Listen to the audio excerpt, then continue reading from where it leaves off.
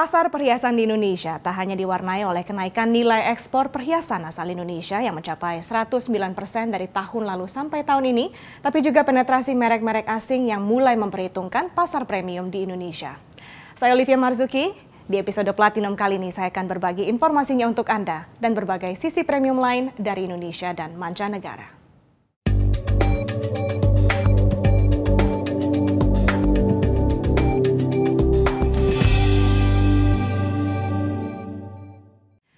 Sebagai sebuah negara berbentuk kerajaan, Inggris tentunya memiliki banyak kastil sebagai daya tarik wisata. Namun tidak semua wisatawan cukup beruntung bisa menikmati keindahan kastil ikonik dari ketinggian khusus. Untuk itulah pemerintah Inggris menerbangkan drone demi mengambil gambar 6 kastil terindah di Inggris.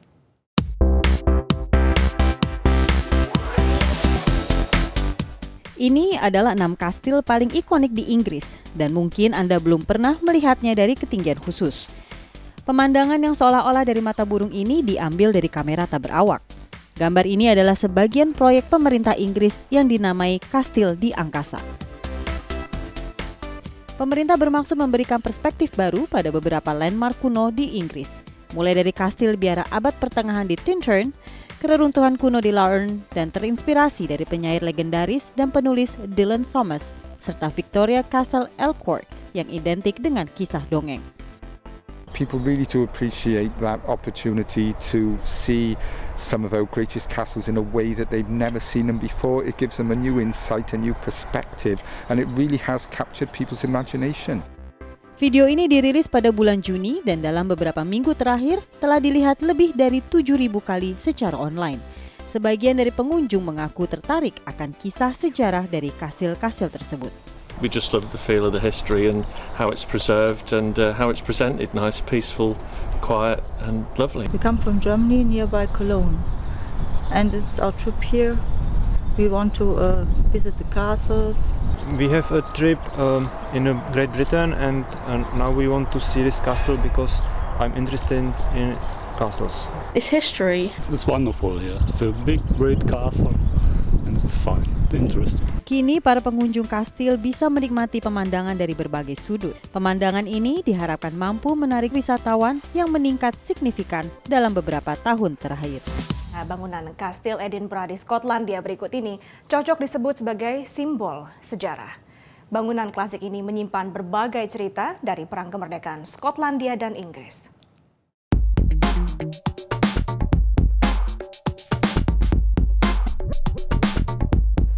Berdiri tegak di atas gunung berapi yang sudah tidak aktif lagi, Kastil Edinburgh menyimpan sejarah penting bagi bangsa Skotlandia maupun Inggris. Lokasinya terletak di ibu kota Skotlandia yang juga menjadi rumah bagi kota tua dan kota baru yang masuk dalam daftar situs warisan dunia UNESCO sejak 1995. Selama ratusan tahun, kastil ini telah menjadi kediaman resmi keluarga kerajaan Skotlandia, penjara bagi musuh negara, serta basis militer negara. Dalam perang kemerdekaan antara Inggris dan Skotlandia pun, kastil ini telah berkali-kali berpindah tangan. It was fought over many years, many times between the English and the Scots, and it dominates the skyline, it dominates the city of Edinburgh. I can't think of any other capital city in the world which has a castle right in the middle of it, on top of a rock. Kini, Kastil Edinburgh menjadi salah satu pusat tujuan wisata para turis dari berbagai belahan dunia. Terlebih tradisi dan budaya merupakan jualan pariwisata andalan kawasan ini. Tak kurang dari 1,4 juta orang mengunjungi Kastil Edinburgh sepanjang tahun 2013 lalu, atau 15% lebih tinggi dari tahun sebelumnya. We have a great profile of international visitors of all ages. They come from far afield, places like China. They come from our near neighbours as Germany. They come from the United States, and they also come from England, Wales and Ireland. Skotlandia tak hanya mampu menarik wisatawan ke daratan Inggris Raya, tapi bagi negara kerajaan ini, budaya dan tradisi Skotlandia telah menjadi bagian yang tak terpisahkan. Harapan untuk tetap menjadi bagian dari kerajaan Inggris masih terus didengungkan pemerintah, meski sejumlah survei sementara menunjukkan lebih dari 50% masyarakat Skotlandia memilih untuk merdeka. Kastil dan museum merupakan tempat yang banyak menyimpan benda-benda seni berharga dan bersejarah.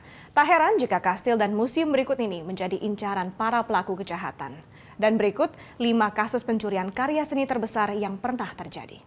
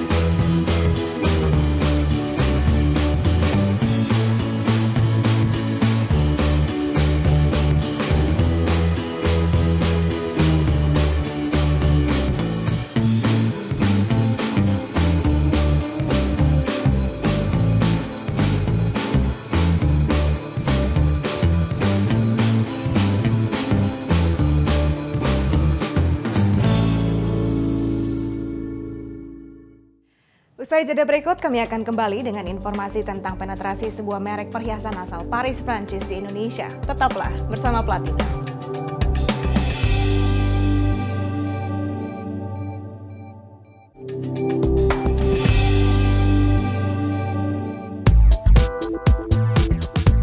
Cartier, brand perhiasan ini sudah melewati jalan panjang sejak tahun 1947. Didirikan oleh Louis-François Cartier. Perhatian pada kualitas membuat rumah perhiasan ini dikenal sebagai Joaillier de Roi, Roi de Joaillier. Pembuat perhiasan para raja dan raja para pembuat perhiasan. Pada tahun 1904, Raja Edward ke-6 menetapkan Cartier sebagai pemasok perhiasan resmi kerajaan Inggris. Tak hanya itu, pada tahun 1907, Kaisar Nicholas II dari Rusia juga menetapkan Cartier sebagai pemasok perhiasan Kekaisaran Rusia. Dari pusat kerajaan dan kekaisaran Eropa, Cartier sudah lama melirik Indonesia. Di tahun 1995, Cartier membuka butik perhiasan pertamanya di Plaza Indonesia, Jakarta.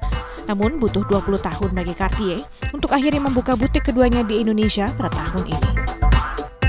It's a beautiful new boutique, your second one, yes, after almost 20 years in Jakarta. Yes.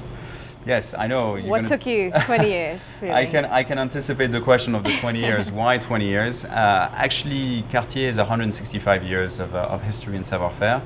So you can imagine that 20 years out of 165 is actually a very, very small period in time. The reality is that today we consider that Indonesia is obviously a very discerning market. We have been, as you rightly pointed out, 20 years already here in Jakarta, so it's a market we know well. And we just figured that in order to better serve our clientele, the time had come to actually open a second boutique here. It's interesting though. 2014 is the year of election. A lot of things happen. A lot of other business people are actually on a wait-and-see position, but you guys are coming ahead. Well, again, you take 2014 as a small snippet in a very long history. So we are really about timelessness. We are really about being for the long term. So it's not so much about a 6 months period. It's not so much about a short term. It's really about committing ourselves towards a country, towards a clientele for a long period of time. What's the biggest considerations behind your decision to open new boutiques in developing nations, such as Indonesia? We have today 300 boutiques worldwide. And what is a little known fact also is that the Cartier Maison has been exploring new territories since the beginning of the 20th century. The Cartier brothers had traveled the world. They were one of the first maisons to open in New York. At the time was the New Continent. At the same time, they traveled to the Middle East. They traveled to India. They also traveled to Asia. Asia. And we have records of some of the Cartier representatives visiting Southeast Asia as early as 1907. So it's always been in our DNA to actually not wait in Paris, in the heart of jewelry at the Place Vendôme for our clients to come to us, but rather the contrary, to serve them in the best possible ways, to go towards them, to engage with them, and to share with them the beautiful creations of the Maison. Dalam pasar perhiasan dalam negeri, perhiasan asal Indonesia masih lebih unggul dibandingkan perhiasan merek asing. Bahkan, popularitas perhiasan buatan Indonesia juga semakin populer di dunia. Nilai ekspor perhiasan Indonesia pada semester 1 2014 naik 120% dibandingkan tahun sebelumnya dari 1,33 miliar dolar Amerika menjadi 2,9 miliar dolar. Tapi bagi Cartier, popularitas perhiasan buatan dalam negeri tidak menjadi ancaman berat karena pangsa pasarnya dituju berbeda. In emerging markets and especially Asia, Southeast Asia, that's where you guys are coming, not just Cartier but other leading luxury I don't know if brands. I would call them as emerging markets. Emerging markets might relate a lot to economics and etc. I think it's much more than that. They are discerning markets. Another big little known fact is that culture in Indonesia, like in Thailand, like in Malaysia, are cultures where jewelry has for centuries been at the heart of the social rhythm. And as such, a maison like Cartier, known by some like the king of jewelers and jeweler to kings, as Edward VII said, has, I think, a very legitimate place in opening new points of sale and engaging with the clientele. Yeah, because you have more mature markets within Asia, but Indonesia is considered a baby, probably. 20 years out of 160 years would be a baby. How is it doing so far? Well, how do you see Indonesia? How important is Indonesia as a market to Cartier? I would say that beauty knows no frontiers. So at the end of the day, it's not so much about a specific country. It's more about the understanding of the people, of the culture towards jewelry. And as I was mentioning, I think Indonesia is a very, very savvy culture in terms of jewelry. So in that sense, it's just a perfect match between the king of jewelers and a culture that really appreciates and is knowledgeable about jewelry. Now, if we come down to money and figures, is there any particular target for you to be able to justify the presence of your second boutique in Jakarta? It's not a question of justifying your presence. I think it's really more a question of being able to find a clientele that will appreciate the creativity, the savoir-faire of our maison. In that sense, I think it's not about a figure. It's more about the actual value of the piece towards the people who are purchasing it. It's an investment. So what's a value-add service do you provide to your loyal clientele? Proximity is a big element. One, if I were joking a little bit, I could say that in Jakarta, having two boutiques, given the traffic, it's not so many, because to go from point A to point B, sometimes it can be a bit distance-wise, Plaza S9 and Plaza Indonesia are not that so distant. No, but they have their own clienteles. They have people who are patrons to both different locations. And in our sense, being also able to open a second boutique with a larger surface, with more salons, VIP salons, is also an increasing service that we can bring to our clients. Pertumbuhan kelompok kaya di Indonesia menjadi peluang bagi brand premium yang berekspansi ke Indonesia. Namun, ketika Cartier membuka butik perhiasan keduanya di tahun ini, peta persaingan sudah berubah. Sejumlah merek asing terkenal mulai berbondong-bondong membuka outletnya di Indonesia atau mengembangkan jumlah cabangnya. Contohnya saja Tiffany & Co, Bulgari, Mangriotti, sampai BBG dari Italia dan vintage jewelry asal Inggris yang masuk pada tahun 2012. I understand that you're having an event tonight, a red carpet event. Yeah. Are you expecting a huge number of clients? Is it the quantity or the quality? Well, it would be a mixture of both. Ultimately, the success of any event is actually the conversation that you will be having during that event and the interest that you will be generating with each one of your creations. For instance, here you have some jewelry pieces that we brought from our headquarters in Paris, which is part of the latest Panther collection, and I'm sure those are going to be some real talking pieces. So I'm very optimistic. Especially talking about your fanatical clientele. Having observed your clientele the last 20 years, can you share with us, what are they like? What's your typical demography of Indonesian clientele? Well, clientele could be very diverse. The whole point of the Cartier clientele is that they all have one common point. They're very discerning clients. They understand what art is about, and they have a very open view to our creativity and to our creations. And when you have a ring like this Panthère ring, for instance, it's true, it might be a bold design, but Cartier enthusiasts will recognize the signature and the symbolism behind this piece, and will no doubt appreciate it a lot. Now, understanding that Indonesia has got a growing number of middle-income class, would it be something that you would tap into? Something maybe that goes a little bit at the mid-range, or are you going to stay exclusive? We actually engage with different clientele. Okay, but you're going to stay exclusive and make sure that your products go to exclusive group of people? Or? I don't know about exclusivity. I don't know what that terminology actually means. Again, I think the number one point that we're trying to do is to engage a broad public on the points of creativity, of savoir-faire, and of beauty. Beauty, as I said, knows no frontiers, and at the same time, it is appreciated by a very large amount of people. That sounds very promising. Thank you so much for joining us, Grégoire. Thank you very much. Hingga saat ini, perhiasan yang sudah menggunakan macan tutul sebagai simbol mereknya sudah memiliki sekitar 300 butik di 50 negara di dunia.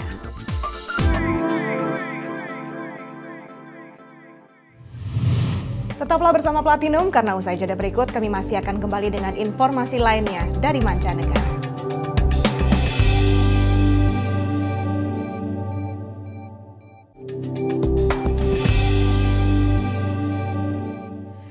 Anda kembali bersama Platinum. Perhiasan atau produk fashion yang bermerek wajar jika bernilai tinggi. Tapi bagaimana jika sepotong seragam sekolah swasta asal Inggris ternyata bisa juga memiliki nilai yang cukup signifikan, bahkan mencapai 613 pound sterling atau hampir 12 juta rupiah. Dan berikut adalah kisah para pembuat seragam sekolah-sekolah bergengsi di Inggris. Bahan dari pemintalan Yorkshire diukur dan dipotong dengan tangan sebelum dijahit. Dan jadilah blazer dari sekolah swasta paling eksklusif di Inggris. So, for example, we have Eaton Square School in Belgravia, Hurlingham School in southwest London, Wetherby Prep School in Mayfair, and of course Knightsbridge School with their frock coat. Perry Uniform membuat seragam untuk 3/4 sekolah swasta di Inggris, termasuk Wetherby, sekolah Pangeran William dan Harry. Sekolah jenis ini memiliki standar tinggi untuk sebuah seragam. Gradasi hitam yang tepat, potongan yang pas, dan keras seperti ini. Sayangnya, perhatian mendalam pada detail seperti ini berharga 613 pound sterling. Para spesialis pembuat seragam kini mendapat tantangan. Sejak tahun 2010, hanya 1 dari 5 orang tua yang menggunakan jasa mereka. Orang tua mulai beralih pada penjahit yang lebih murah. Ketika sepotong seragam sekolah Inggris bisa dihargai tinggi, begitu pula brand produk fashion asal Malaysia Jimmy Choo. Brand milik perusahaan investasi JAB Holdings ini akan melantai di Bursa Saham London pada September ini.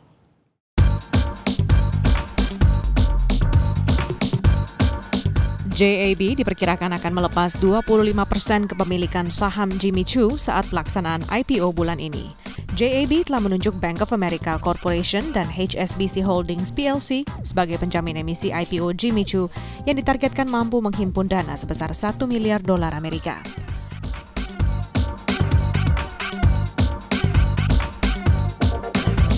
Jimmy Choo merupakan produsen sepatu, tas, dan aksesoris mewah yang memiliki 100 jaringan toko yang tersebar di beberapa negara.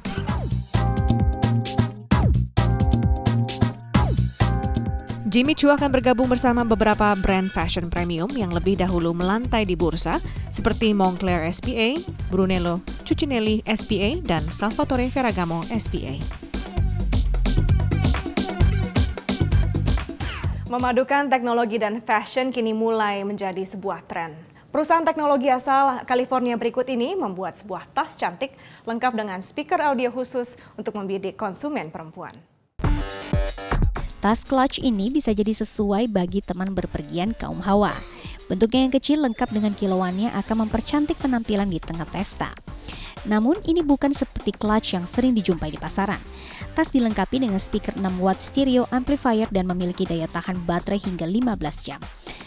Tas ini dilengkapi dengan speaker 6 watt stereo amplifier dan memiliki daya tahan baterai hingga 15 jam. Dengan koneksi Bluetooth gadget, lagu-lagu favorit dapat terputar melalui tas ini. We wanted to do something for the girls, so many products, particularly Bluetooth products, audio products, are designed for men and men only. So we really wanted to do something that is very, very different and is targeted at the female consumer. Perusahaan Audiostel memamerkan tas speaker di ajang IFA Berlin, Jerman. Namun, para pecinta tas baru bisa mendapatkannya pada akhir Oktober dengan harga €169 atau sekitar Rp2.500.000. Jadi Anda bisa membawa barang-barang pribadi sekaligus mendengarkan musik dengan cara yang tidak biasa.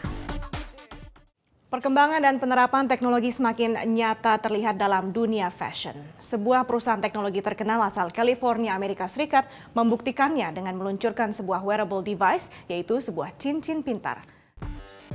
Setelah ponsel, jam tangan hingga kacamata pintar, kini giliran si cincin pintar. Perusahaan Amerika Serikat Moda merilis prototipe smart ring di pameran gadget IFA di Berlin, Jerman. Perangkat ini memudahkan penggunanya terkoneksi dengan smartphone. Tanda pesan baru atau panggilan telepon akan muncul melalui smart ring Moda. Pengaturan tanda dapat berlaku bagi seluruh kontak ataupun nomor tertentu. Perusahaan membuat wearable gadget ini tahan air dan memiliki daya tahan baterai hingga 36 jam. Perusahaan lain juga bisa menambahkan aplikasi lain, seperti guna memantau pergerakan saham, daftar belanja di eBay, hingga layanan Uber. Whether it's a text message or you get a call from someone, you either have a choice of being rude and taking your phone out and looking at it, or whether if you're having a personal conversation with someone, you would have to take out your phone and look at your phone. Versus with this, you can simply look at it, see if this is something that you need to urgently take action on or not. And if you don't, you simply swipe it and put it back down.